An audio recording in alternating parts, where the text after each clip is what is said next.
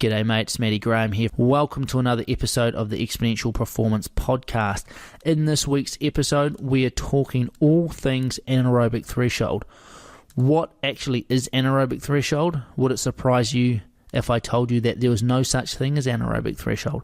What's the difference between anaerobic threshold and lactate threshold? What about functional threshold power? It's all very, very confusing, and that's just the name of the damn thing. What about how to train it? Well, in this episode, we're going to dig into all of those things, so let's get into it. Welcome to the Exponential Performance Podcast. Join sports scientist and performance coach Matty Graham to find out how to train smarter and maximize your performance no matter who you are. Mate, it is good to have you tuned in and listening to the Exponential Performance Podcast. I hope you've had a good week, or your week's off to a good start, depending on when you're listening to this, and you're taking those steps towards your goals, no matter what they are. After last week's podcast with the 100-day challenge creator Gary Ryan Blair, I had a lot of questions and comments from those who are interested in the 100-day challenge. Now, if you missed last week's podcast, I highly recommend you go back and check it out. But in a nutshell, what the 100-day challenge is an incredibly effective system that helps you not only just set goals, but using daily videos and focus points along with progress reports and community support.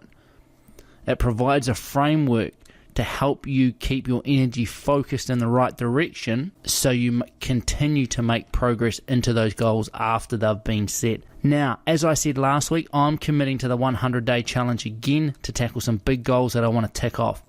Now, if there's enough of you out there, sign up for the 100-day challenge from the Exponential Performance Podcast. What I'm planning on doing is setting up a bit of a mastermind group to support those that are doing the 100-day challenge. What I was thinking is having some regular online group calls, as well as a bit of a social media support group where we could message back and forth and have a bit of a check-in. That way we can get the most out of the 100-day challenge. So if you haven't already done so, make sure you download the free Achieve Goals Fast manifesto that Gary put out. Now, in this manifesto, you're going to find the same strategy that he teaches to the likes of Navy SEALs and other elite special forces. If you're looking for that link, it is in the show notes over at the Exponential Performance Coaching website, or down below in the description of the YouTube video, or over on SoundCloud if you're listening on that platform. Click that link, it's going to take you through so you can download that free manifesto. Now it's time to crack into all things anaerobic threshold. It's a term most people have heard of, but not a lot of people actually know what it means or are confused about what it means and how to train it. So let's crack into it. Anaerobic threshold, here it is.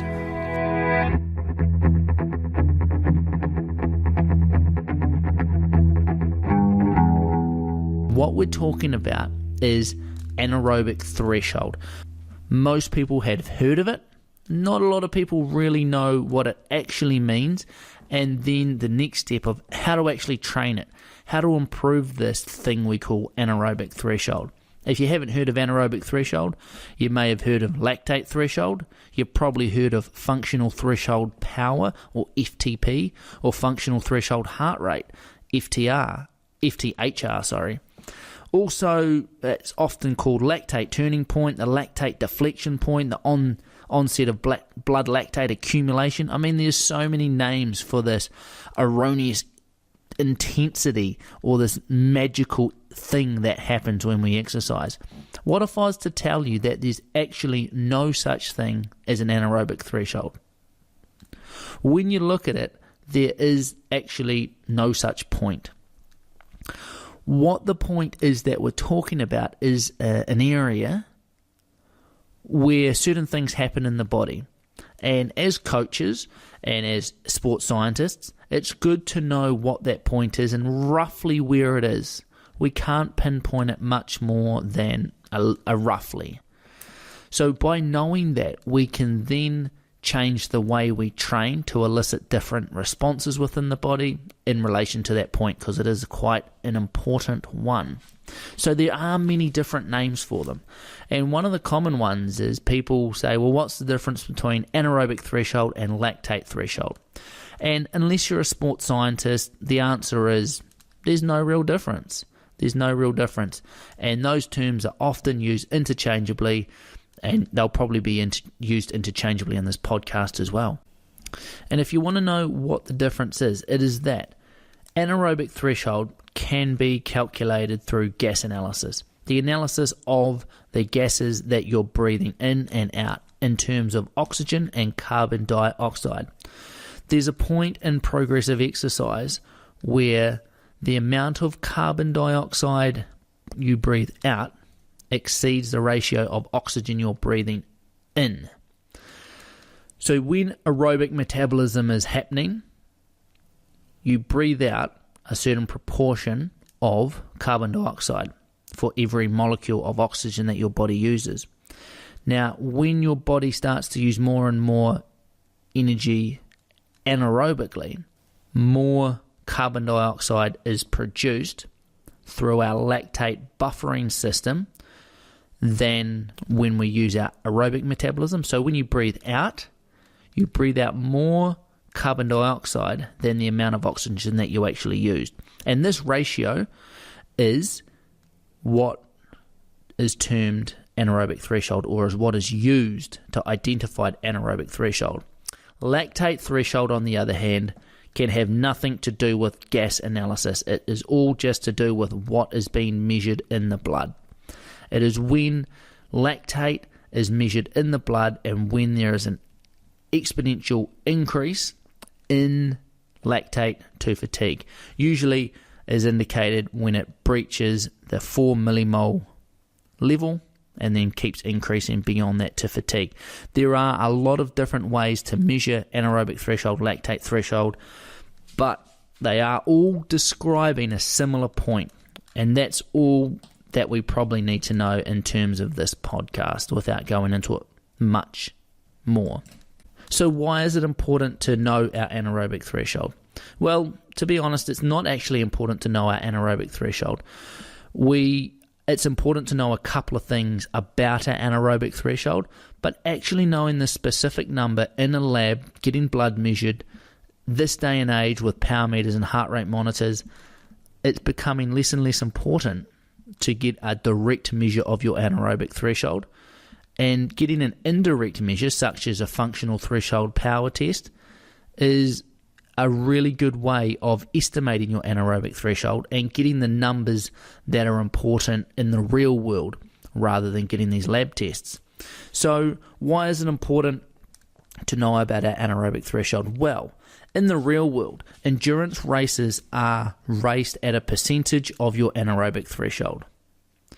Now, with your anaerobic threshold, I want you to think of it as the proportion of your engine that you can use. So your VO2 max, which is a term you've probably heard, is the overall capacity of your engine, the size of your engine. So think of a Big Mac truck versus a Mini. A Big Mac has obviously got a bigger engine, and that would be quantified as a bigger VO2 max. Whereas a Mini or a little sports car has a smaller engine. I don't know too much about engines, so hopefully those examples make sense. They've got a smaller VO2 max. But what's faster, the Big Mac truck or the smaller car? And this is where anaerobic threshold comes in. Also power to weight, but we'll talk about that maybe in a separate podcast. So the bigger your engine is doesn't necessarily mean that you're going to race faster.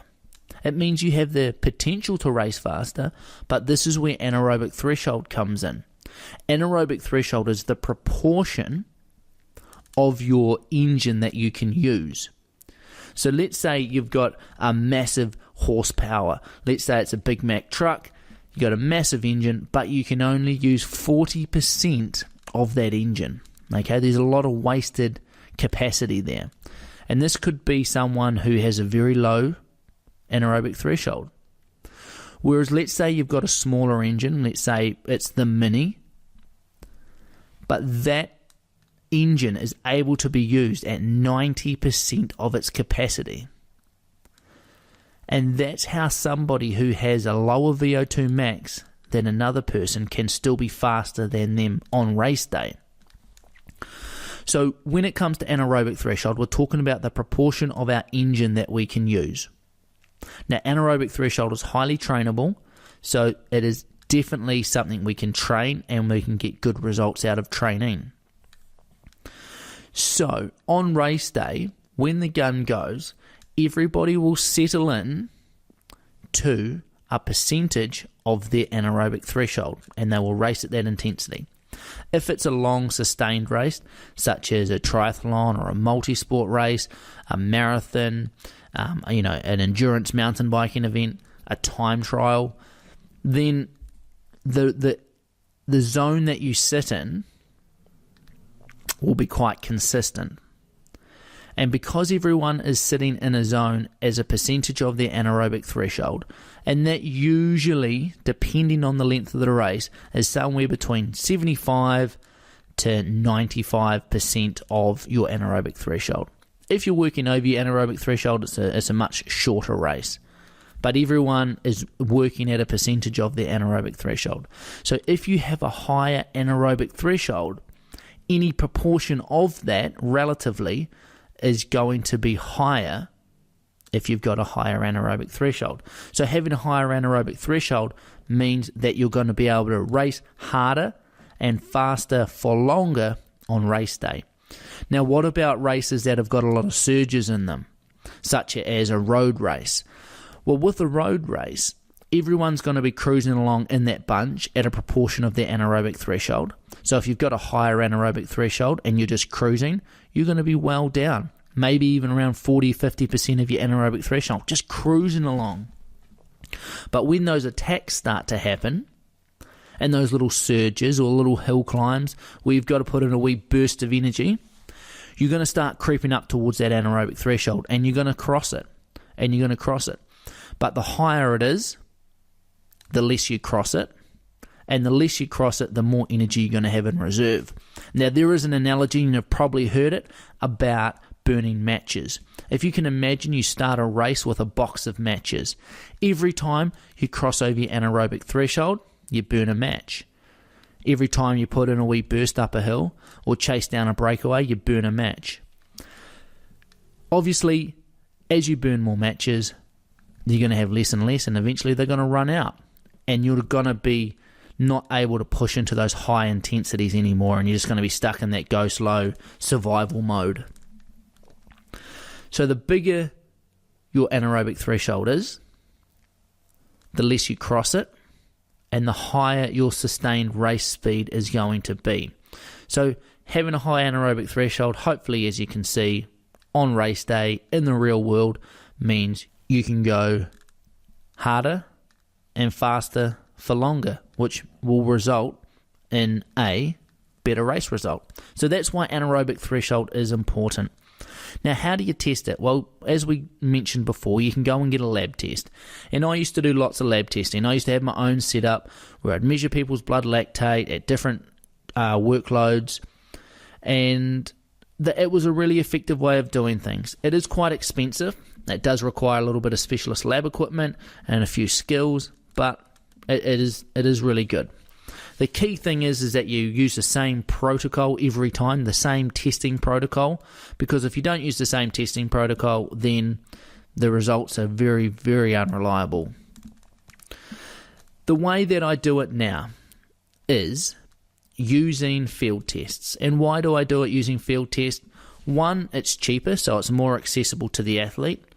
Two, the athlete can do it by themselves wherever they are in the world, and I coach people all around the world, so I can't have people coming into my lab just to get anaerobic threshold testing sessions done because they can be on the other side of the world.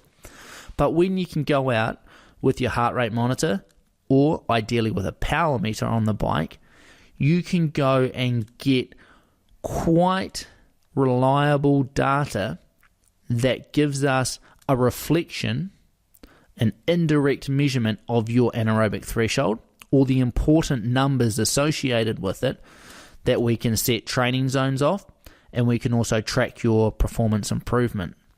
So these tests are, no doubt you've heard of the field tests, functional threshold power tests, where you work for 20 to 30 minutes depending on what the protocol is, and it's your max work rate over that time. Over that time, you'll get an average value, whether it be heart rate or power.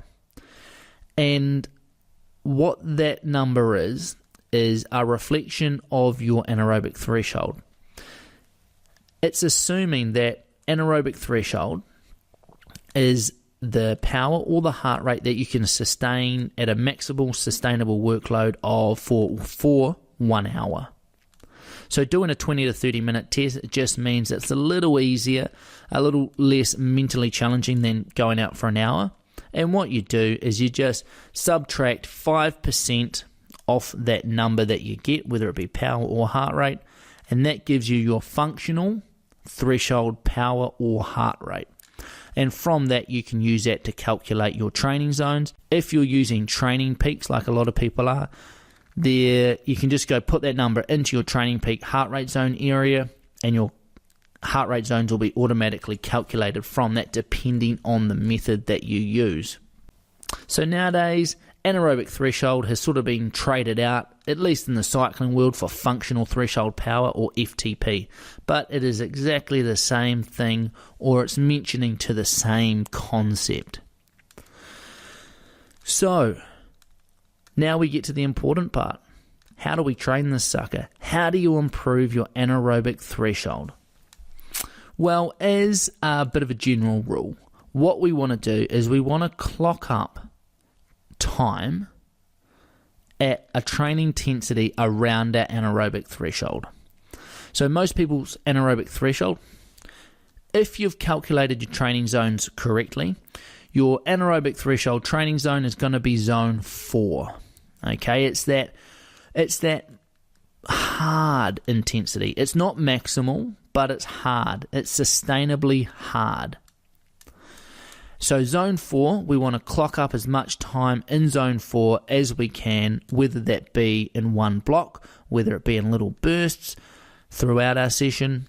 The more time we clock up around anaerobic threshold, the more improvement in anaerobic threshold we get. And that is because when we are around anaerobic threshold, the body releases more lactate or lactic acid into the blood, and the body gets better at shuttling that away and clearing it through our buffering system.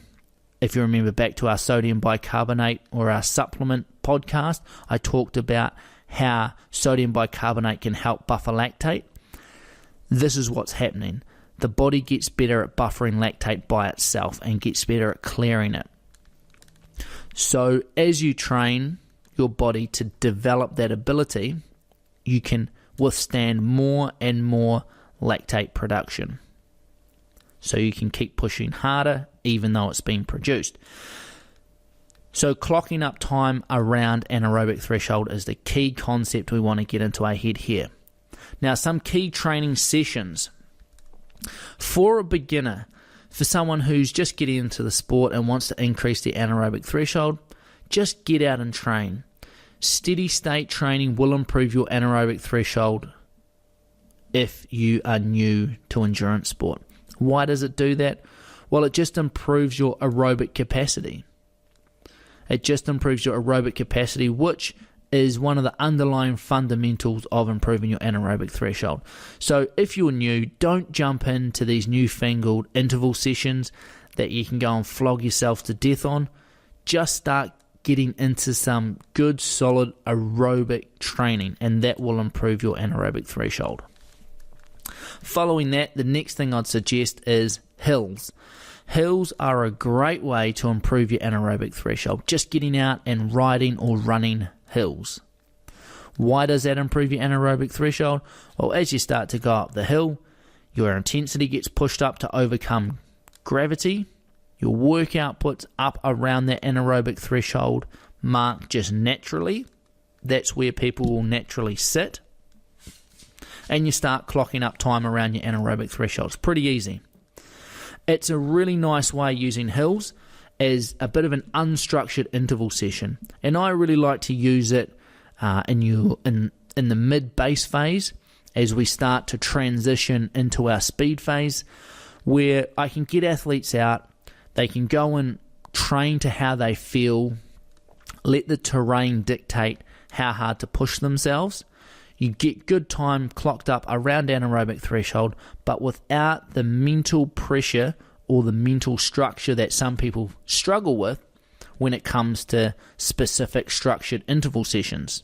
So what I like to do is give them the hill option to start with to get the results, the low-hanging fruit, so to speak, before we have to start doing the specific harder work to get that higher fruit up the tree, for want of a better term. So once you've ticked off that base training, just steady aerobic work to improve your anaerobic threshold, hit the hills as a nice unstructured way. Think about working on the uphills, working hard, and on the downhills, have a bit of recovery. Doesn't really matter how long the hills are, just get out and smash some hills. Short ones, long ones, medium ones, get out there and hit the hills. Once you've ticked that off, it's time to start thinking a little bit more about how you're training. And a lot of people listening to this podcast are probably in this boat. They want to get a little bit more bang for their buck. They've maybe reached a plateau and that they're looking for something else. And this is where interval training comes in. Why do we use interval training to improve our anaerobic threshold? Well, it's because you can put in specific bouts of time at a specific intensity and elicit large volumes of work at anaerobic threshold versus just going out and doing one massive effort at anaerobic threshold, which is a form of training, and we will talk about it.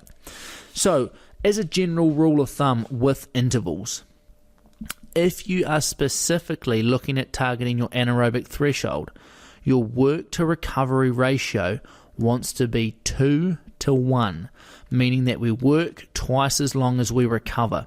And the reason that we want to target this work to recovery ratio is that what it allows us to do is to build up an accumulation of lactate within the body during that 2 work ratio, and then during the half of the recovery time that we work, it allows the body partial recovery so that the lactate gets a chance to decrease within the body before we get back into our next effort.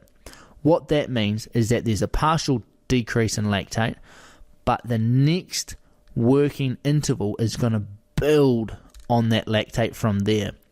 If we were to have shorter recovery, what we'll start to find is that each interval after that will start to drop its intensity away because we aren't able to recover partially to hit the intensity again. So 2 to 1 work to recovery ratio. And whenever I put a video or an article or a comment about this, everyone says, well, what about this session? What about this session?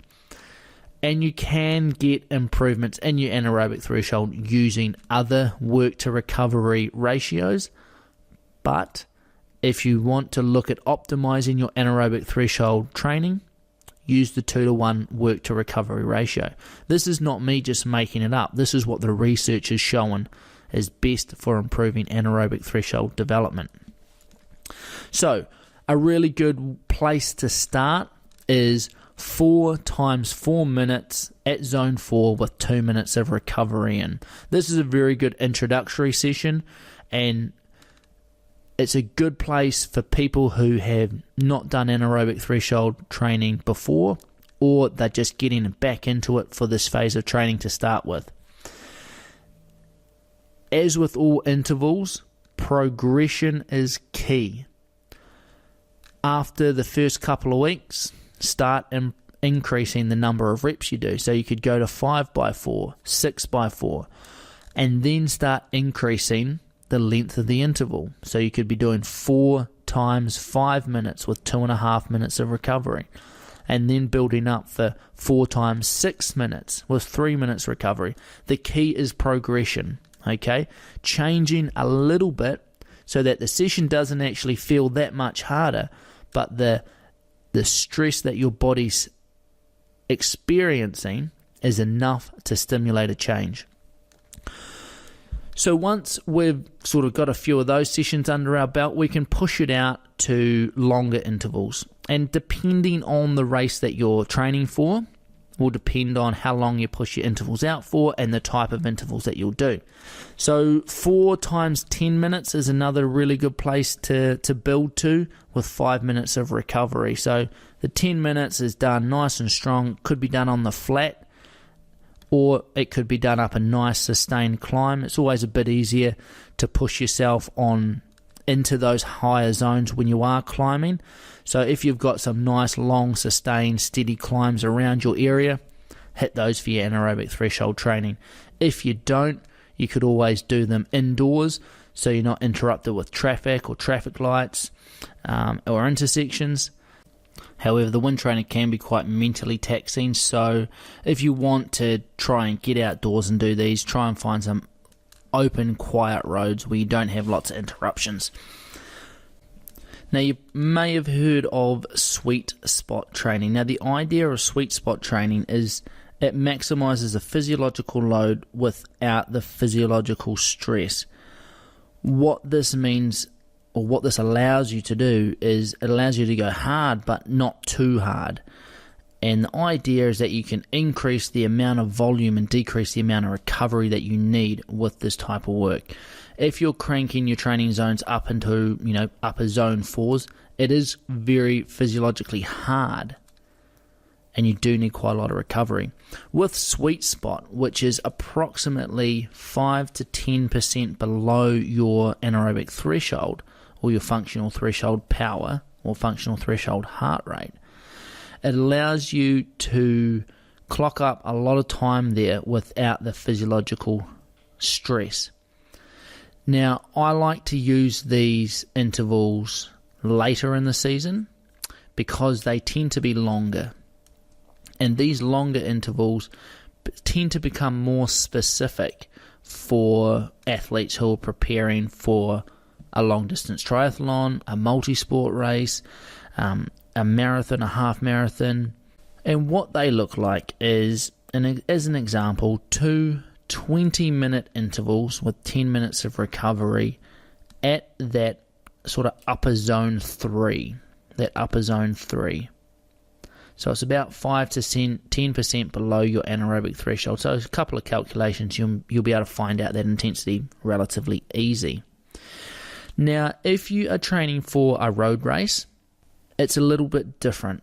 While those sustained intervals are really good for improving your anaerobic threshold, what I would recommend that you do is add in some shorter, more high-intensity intervals as well. So, for examples, you could go for something like a Tabata set, where it's 20 seconds maximal and 10 seconds of recovery. And what that allows the body to get used to is obviously that short-term power production, but then also having short recovery times to try and bounce back from it.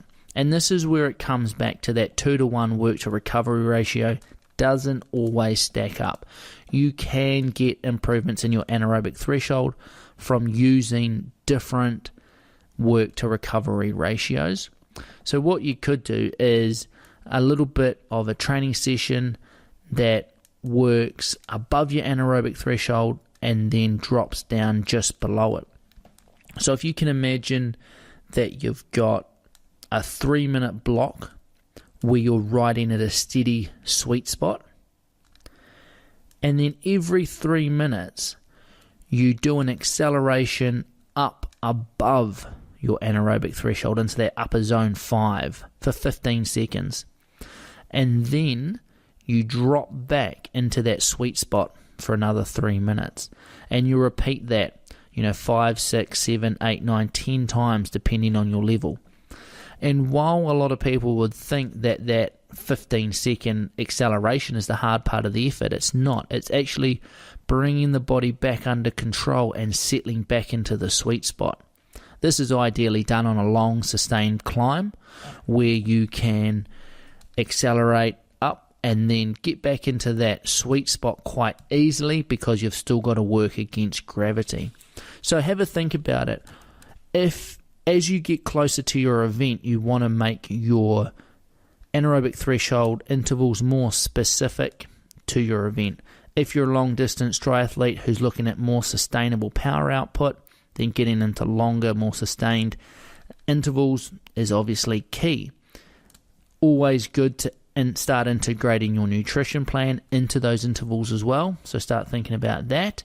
And then if you're training for a race that's got lots of intermittent bursts, having to pull that recovery back following hard efforts is going to be key for you. Start thinking about some shorter, more repetitive bursts throughout your session. So there you have it. That's anaerobic threshold in a nutshell. I hope you now understand the concept a little better, and with that knowledge, you're able to train a little smarter as well. If you've got any more questions about anaerobic threshold or the training of your anaerobic threshold, post a comment below and let me know. If you've got a more in-depth question that you want me to elaborate on, feel free to send me through a voice message and I can follow it up in a future podcast episode. If you have a question that you don't want answered on the public forum, or you want more specific individualized advice, head over to my Reach Me account, which is simply reach.me/Matty Graham, and I will answer your questions personally, privately, with good specific information for you for a very small fee. I've had a lot of people taking advantage of this. It's a really good way of getting some specific individualized advice from me without the price tag that my private coaching holds. So, I hope that's helpful.